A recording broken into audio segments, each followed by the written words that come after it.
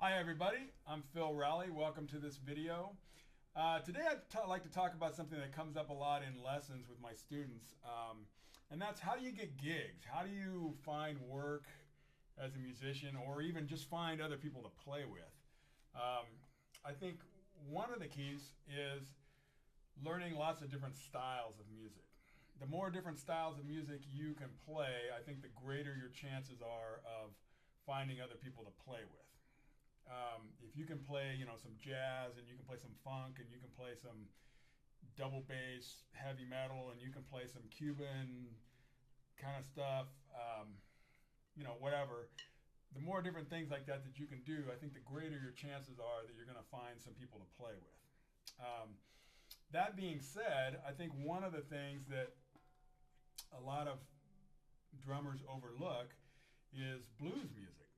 And I think like guitar players and bass players and even piano players a lot of times kind of grow up playing blues, and it's the first thing they learn. And so those are the people that we're going to play with. So maybe we should learn some of that music so that we can go play with them. I know, like, I live in Southern California. There's tons of blues jams around all the time. So those are opportunities to go have people to play with. So one of the keys to playing blues music, or probably the most important thing, is the shuffle. And it's one of my favorite beats. It's a great beat. There's lots of variations. And it's a great beat to play. If you can really get it cooking, it's a really happening beat. There's a lot of great drummers that play great shuffles, like Steve Gadd, Steve Jordan. If you watch Steve Jordan's DVD, he has a fantastic example of a shuffle on there.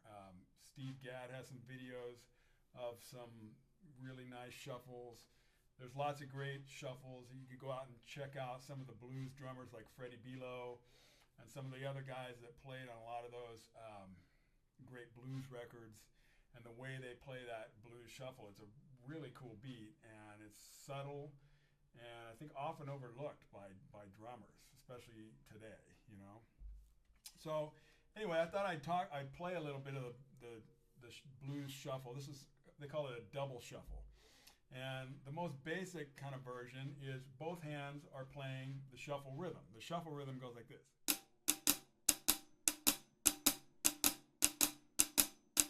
So it's called a double shuffle because both hands are playing the same rhythm. You're going to accent on 2 and 4.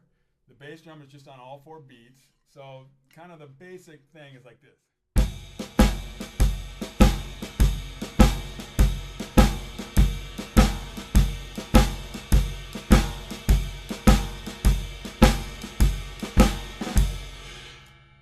So that's like the basic version. You can play that on the hi-hat, or you can play it on the ride cymbal.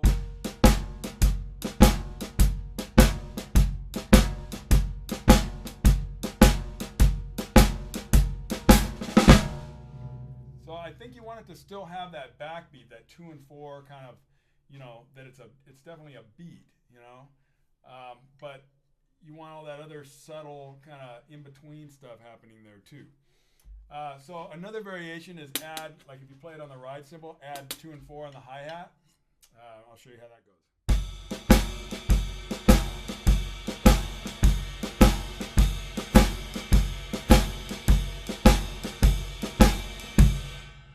Okay, so that's probably like the most basic variation. Another variation that I see Steve Gadd do this a lot, Steve Jordan, I've heard it on records, is playing a more straight, like, quarter note pattern on the ride cymbal while you're still playing that shuffle pattern on the snare drum. So that would go like this. 1, 2, 3, 4.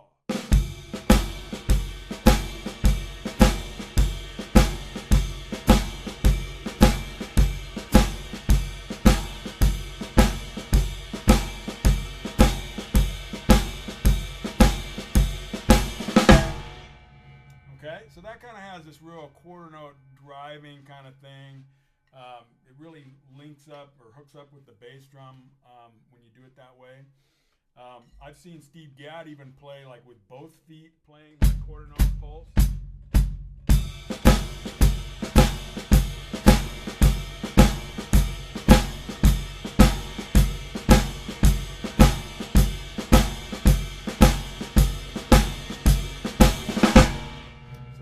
pretty cooking. It really has that driving, quarter note pulse. I think blues players love that kind of boom, really driving kind of rhythm to that shuffle. It has to have a lot of life. It's a really aggressive kind of beat. Another variation on that is like more of a swing rhythm up here on the ride cymbal, and that would go like this.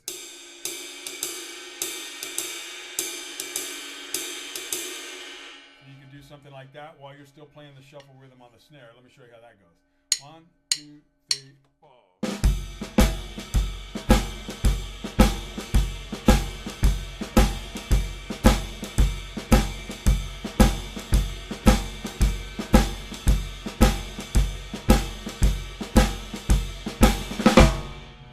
I think that's a really killer variation too. And what you can do a lot of times, like when you're playing a shuffle in a song, like you can vary that rhythm up here on the ride cymbal. You could play it for a while with the quarter note, then you could go to the full shuffle, double shuffle thing where both hands were shuffling.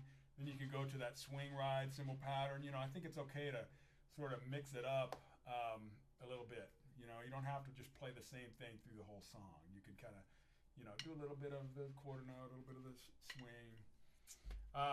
There's one more variation. I've seen Steve Gadigan do this a lot of times, where he's actually shuffling with his feet. So he's playing the hi-hat. The bass drum's just on all 4 beats. The hi-hat, though, is doing that upbeat part of the shuffle. So those feet the feet alone would sound like this.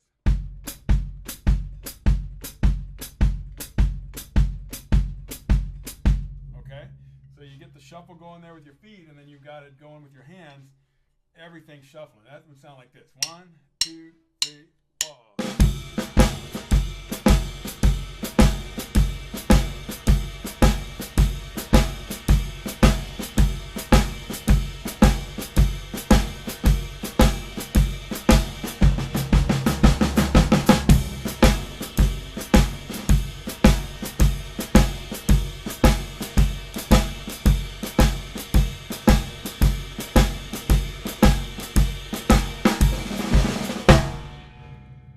So that's like maybe the more advanced version. I think working on stuff like that kind of helps it so that when you go back and like you're not doing that extra little hi-hat thing, if you can work that up, then when you go and do it without that, it seems like the beat's pretty easy. So it's a pretty simple beat, but it's deceiving. Sometimes when we're playing both hands in unison, it's trickier than you might think.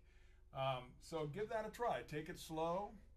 Get both hands working right together, and make sure you're really bringing out that accent on 2 and 4.